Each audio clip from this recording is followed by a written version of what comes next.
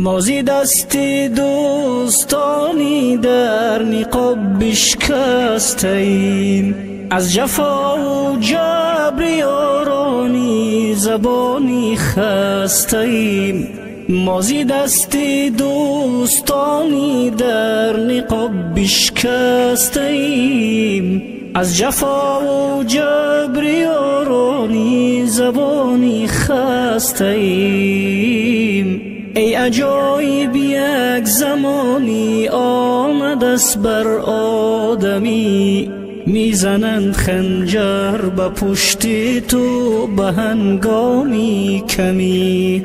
ای عجایب یک زمانی آمد است بر آدمی، میزند خنجر به پشت تو به هنگامی کمی. از سر اخلاص نمی بینی کسی یارت شود، یاری تنهایی و همراهی تو غم خارت شود. از سر اخلاص نمی بینی کسی یارت شود، یاری تنهایی و همراهی تو غم خارت شود.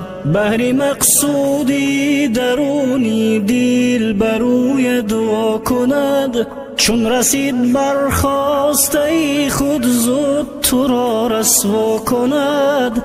بهر مقصودی درونی دل برویت وا کند، چون رسید برخواسته خود زود تو را رسوا کند. جان شیرینم به یارانی زبانی دل مده، پای خود بر حولی دوستان شیطانی منه. جان شیرینم به یارانی زبانی دل مده، پای خود بر حولی دوستان شیطانی منه.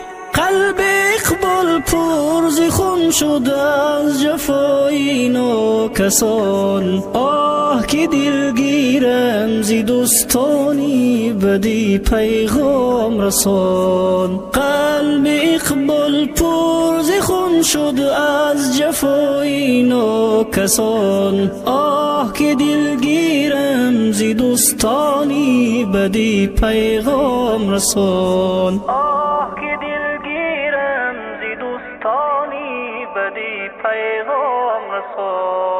مازی دستی دوستانی در نقاب بشکستیم، از جفا و جبر یارانی زبانی خستیم. مازی دستی دوستانی در نقاب بشکستیم، از جفا و جبر یارانی زبانی خستیم. ای عجایب یک زمانی آمد است بر آدمی، میزنند خنجر به پشت تو به هنگامی کمی. ای عجایب یک زمانی آمد است بر آدمی، میزند خنجر به پشت تو به هنگامی کمی. میزند خنجر به پشت تو به هنگامی کمی.